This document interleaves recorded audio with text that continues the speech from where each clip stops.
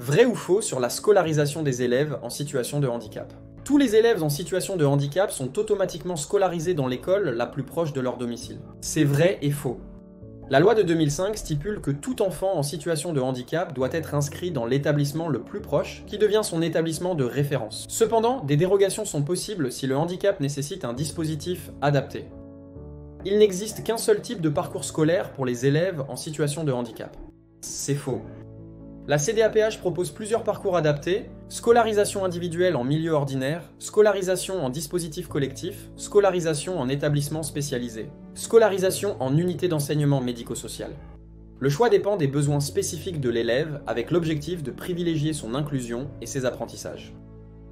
Des dispositifs spécifiques existent pour les enfants autistes dès l'école maternelle. C'est vrai, les unités d'enseignement maternel autisme accueillent des enfants autistes dès 3 ans. D'autres dispositifs comme les unités d'enseignement élémentaire autisme et les dispositifs d'autorégulation existent pour les enfants plus âgés. Les élèves sourds n'ont qu'une seule option de communication pour leur scolarité. Et c'est faux.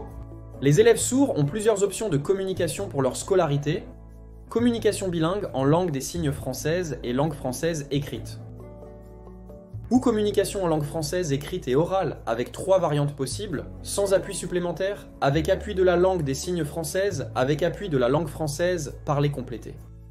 Les élèves sourds n'ont qu'une seule option de scolarisation. C'est faux. Les élèves sourds ont plusieurs options, dont la scolarisation en milieu ordinaire avec ou sans accompagnement, en ULIS, en unité d'enseignement, c'est-à-dire dans un établissement médico-social, ou dans un pôle d'enseignement des jeunes sourds qui offre un parcours de la maternelle au lycée. Les élèves en situation de handicap ne peuvent pas bénéficier d'aide matérielle en classe ordinaire. C'est faux. Des matériels pédagogiques adaptés peuvent être attribués pour faciliter la scolarisation. Par exemple, un micro-cravate peut être fourni aux élèves malentendants, transmettant directement le message sonore à leur prothèse auditive. Ces aides sont décidées par la CDAPH dans le cadre du projet personnalisé de scolarisation et visent à compenser les difficultés liées au handicap.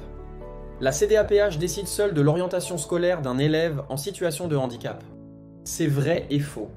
La CDAPH joue un rôle crucial dans l'orientation, mais elle s'appuie sur une évaluation réalisée par une équipe pluridisciplinaire et prend en compte le projet de vie de l'élève et de sa famille. Il est important de noter que chaque situation est unique et que les décisions sont prises au cas par cas en fonction des besoins spécifiques de chaque élève.